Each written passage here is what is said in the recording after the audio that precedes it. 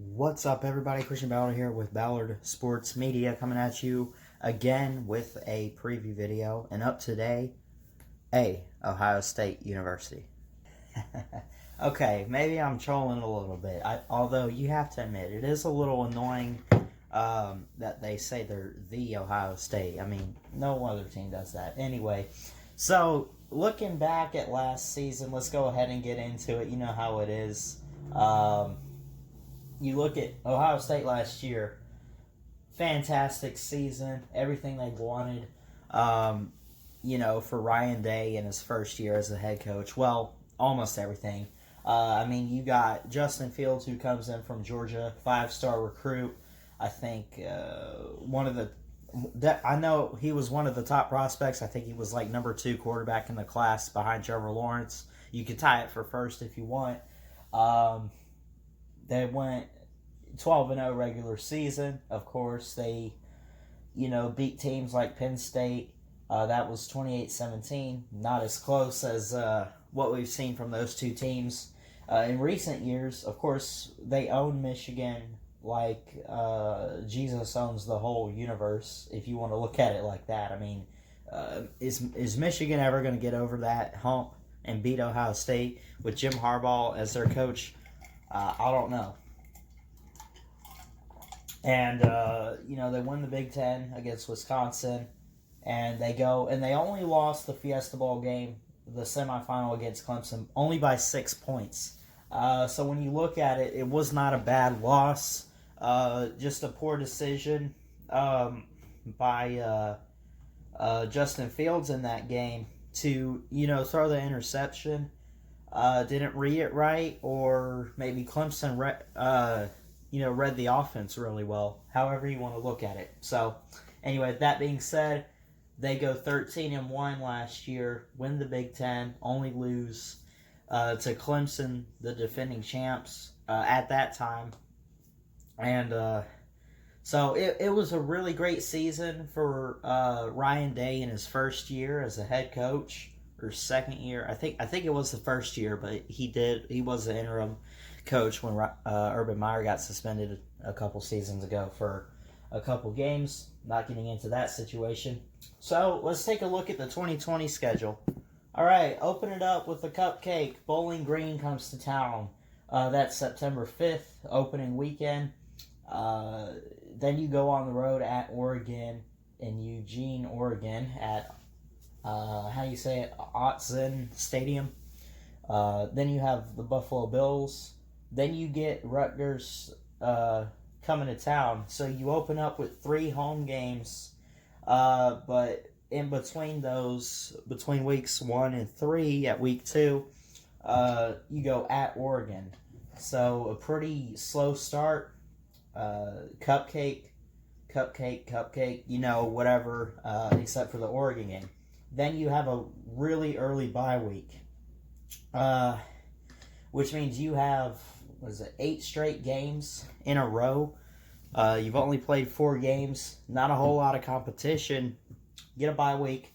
You stay at home with Iowa, go on the road for 2 weeks at Michigan State, at Penn State, come back home to Nebraska and Indiana, November 14th at Maryland, next week at Illinois, and come back home with Michigan. So I think it is a favorable schedule, knowing how great Ohio State's going to be this year. I think everyone's going to pick them to potentially win the Big Ten, maybe the Big Ten East. I think you could call it close with Penn State. I think Penn State recruited really well. Again, I did a preview video on Penn State, so you can go back and look at that. So we have the schedule.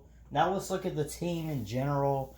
Of course, you remember, like I just said, Justin Fields returns. You got some great talent, but you lose some key guys, especially on the defense. You get draft prospects going to the draft. You got Chase Young, Jeffrey Okudah. You also got J.K. Dobbins leaving at running back. So those are some key positions they're going to need to fill. So when you look at it, Ohio State got some good recruits. I'm not going to go through all of them. But you do have some guys. I think you get a guy, Mayan Williams. He's a 3-star running back. Not highly rated, but he probably could be better than people might think he will be. He could probably fill in the spot for J.K. Dobbins. Trey Sermon, who was at Oklahoma, actually comes in. I'm just now seeing this, by the way. He transfers from OU to OSU. Most likely he will start and get a chance to be a running back for the Buckeyes. I guess he could have declared for the draft, but he didn't, obviously, because you see he's transferring. But those are some key players right there that could probably play this year and make an impact. But I think if you look at the offense, no matter who you have out there at receiver or running back, you're loaded. And Justin Fields is going to have weapons. He's going to do great. He's a dual threat. He can always make moves with his legs, of course. So, so when you look at it like that, and they got really great O-line, didn't really lose much there. O-line was really great last year, I think. Here we go. This is what I was looking for. Again, Justin Fields at quarterback. Going to be a junior this year. You got Marcus Crowley, Xavier Johnson. I'm not really sure. Ohio State fans, let me know who you guys would have to replace J.K. Dobbins at the running back position. But you guys get Jalen Gill as a wide receiver, Chris Booker, Austin Kutcher, I think. So you got he's got some weapons. Justin Fields does. So I think offense will be good. A lot of young players on the O-line to step up. I'm not sure exactly who's going to be on the offensive line, but I'm looking at some players. I'm seeing like 5 or 6 different freshmen. More, maybe like 10 freshmen on the O-line coming back this year. They got experience, so they'll help you out there. So we will see. So again, that being said, let's get back to the schedule and go through it. All right, so again, open up with a cupcake at Bowling Green, at Oregon, home against Buffalo, home against Rutgers, and then your bye week for this year. Everyone only gets 1 this year. We had 2 because 2 last year because of how the calendar was with where Thanksgiving and everything went. So I see a 4-0 start there. Then you come off a bye week. You host Iowa, at Michigan State, at Penn State, Nebraska, Indiana, at Maryland, at Illinois, and then Michigan. I mean, looking at this, I'm not going to break it down game by game, but you own Michigan. You get them at home this year. Sorry, Michigan, you tried last year. Tried. That should be no problem. You own the Wolverines. I doubt they're getting you this year. Indiana should be no problem. I think Ohio State's going to be way too good to lose to a team like Indiana or Nebraska.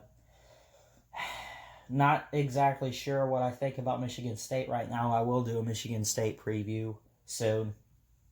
But I see 2 games on the schedule that really stick out to me. At Penn State, at Beaver Stadium. I mentioned that game in the Penn State preview.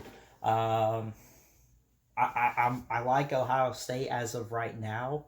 I do think Penn State has a definite shot. Definitely has a shot to try to win that game. So, I don't know. I'm still not sure about the Oregon game. We'll have to see what they look like without Justin Herbert. We'll have to see who their quarterback is. I think they have great O-line. They're known, really for, I guess the past couple years you could say they've been known for their offense. And so when I look at this schedule, I really don't know much about Oregon this year. So I'm going to play it safe here. I get it's on the road, but I'm going to give that win to Ohio State. I really don't know what Oregon's going to look like whatsoever this year. I'll have to go and look, do my research, and then put together a preview video for them, which I plan on doing, by the way. Buffalo Bills, Week 3, Rutgers, Week 4. Rutgers is just terrible. I was watching Mark Rogers the other day. He did a schedule preview, and he said, I doubt they can get any worse than they were last year. They only won like 1 or 2 games. I mean, listen, you could pick a high school team, take them to Rutgers, and the high school team could probably beat Rutgers. They're so bad. So anyway, with that being said, I really don't see any games they could lose other than Penn State. Again, don't see them losing to Michigan. So with that being said, Ohio State, my official record projection for the 2020 Ohio State football season will be 12-0 or 11-1. I'm not sure. You know what? I really don't want to mess with that Penn State game. But Ohio State has found a way to win it there recently, and I think they can do it again. Tell you what, call it 12-0 for the Buckeyes this year. Potential playoffs. Going to be a good season this year for them. They got a lot of guys returning. Yes, they've had quite a few guys that have left the team. Again, I mentioned J.K. Dobbins and Chase Young, but it should be not a huge problem replacing those guys. Justin Fields is going to be elite. He's going to be back. He's going to be trying to get back to the playoffs, get further than just the semifinal, and hopefully win a championship for him. So it's going to be an elite year. An elite team this year, I guess I should say, for head coach Ryan Day and the Ohio State Buckeyes. So 12-0, 11-1. I don't know. Buckeye fans, you let me know down below. Other fan bases, let me know down below what you have in your predictions for Ohio State. I'm going to play it safe here. I think they could be good enough to go 12-0 right now, but we will see what happens again with that Penn State game. Again, Michigan State, doubt it. Doubt they'll lose. They own Michigan.